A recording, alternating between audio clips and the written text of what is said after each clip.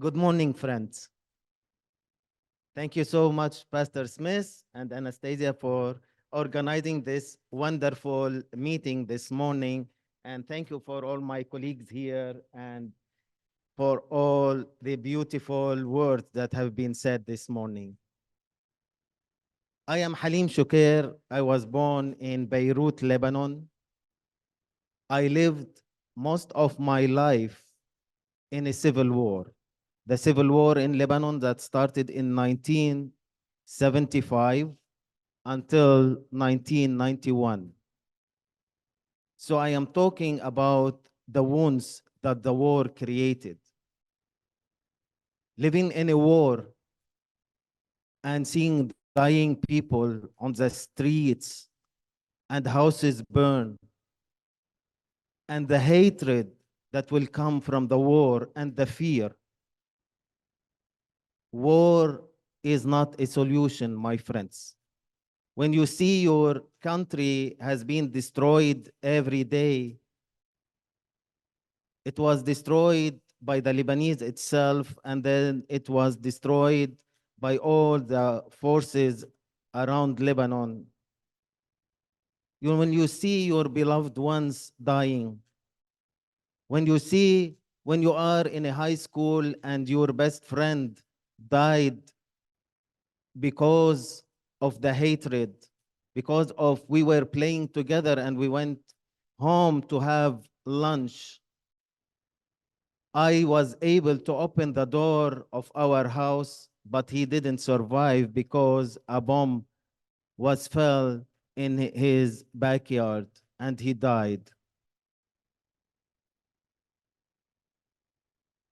My friends, when we talk about the war in Palestine and Gaza and in Israel, this war didn't start on October 7th in that morning. The wound in Palestine and in Israel started in 1948 with the fear, with the hatred that has been accumulated day after day, day after day, with the separation wars that has been created. You know, how can you live in a country that is separated with walls? How can you live with a country that is built on a hatred and fear from both sides?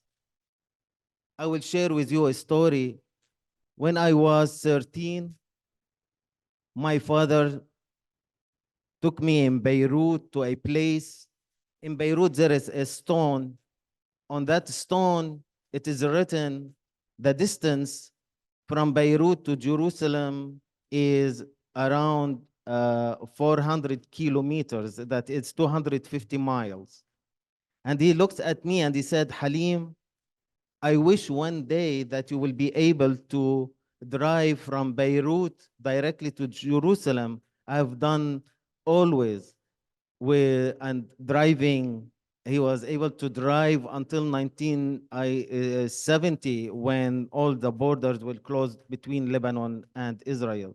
He said, I wish one day that you will be able to drive and go to Jerusalem and visit all these beautiful places that Jesus and all the prophets walk there in the Holy Land. And I was able to go to the south of Lebanon, which is today when we are gathered here, there is the wound and the bombs that are falling and people are dying. I was able to go there and look at the north of Palestine and see there it's only what is all separated by these walls. And you can look at the land, it's only like walking distance. It's much shorter from you look from here to Canada. It's much shorter. There is no war separation. It's only like a small fence that's separated. And there is a lot of Palestinians, people who were born in the refugee camp in Lebanon. They can go to this fence and look at their country, which they are not able to see because they are not allowed.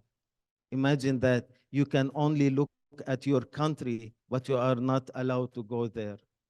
and the hatred will accumulate it every day, and the pain will accumulate it every day, my friends. I would like also to share with you another story. In my last year in the seminary, I was doing what is required for the priest. We call it a chaplaincy training. I was in General Lutheran Hospital in Park Ridge, Illinois. And in our class, I was fortunate. We have two Jewish rabbis, and we were another four priests and pastors. And one day, our discussion that morning was about fear. And during lunchtime, I was having lunch with my colleague, the rabbi. And he told me, Halim, what was the most fear thing that happened to you? I told him, there is a lot of fears, because I was born in the war, but the most fear that I experienced was in 2006 when Israel bombed Beirut for 30 days. I said this was the most fear because the shells and the bombs were all surrounding us. It was so much fear. And he looks at me and he said, Halim, I experienced the same fear. I was in Tel Aviv in July 2006, and I was afraid for my life. I looked at him, and we can see with each other the humanity that bound us. We were in both countries fighting with each other, but we were both experiencing the fear. My friends, this call this morning as we come all here together, the most important things is to change the hearts and the mind and to look around us and to educate ourselves more and more and more about the cause in Palestine and in Israel. As much as we learn about the other, we will create the love, like Diane talked about. The Palestinians and the Israeli, the Ukrainians and the Russians can live together. But with everyone, if every family losing a son, a daughter, or losing a friend, or losing a husband, this will be created hatred. This will created more and more generations living in hatred. But when we bring peace, justice, and reconciliation, peace and justice and reconciliation, not only peace, but it needs justice and reconciliation. We can build a beautiful place. Russia and Ukraine can be a beautiful two countries and two neighboring countries. The Palestinians and the Israeli, when they come together to live in peace and justice and reconciliation, a wonderful place. Imagine that place that the whole faith religion look at Jerusalem. We all look at the Jerusalem, Christian, Jewish, and Muslim, to that holy place where all the prophets, with all our religion, took all the stories of all the religions is that on the small place. If we bring all the people together to live in this love. Again, thank you for coming for this morning. Thank you because I appreciate each one of you.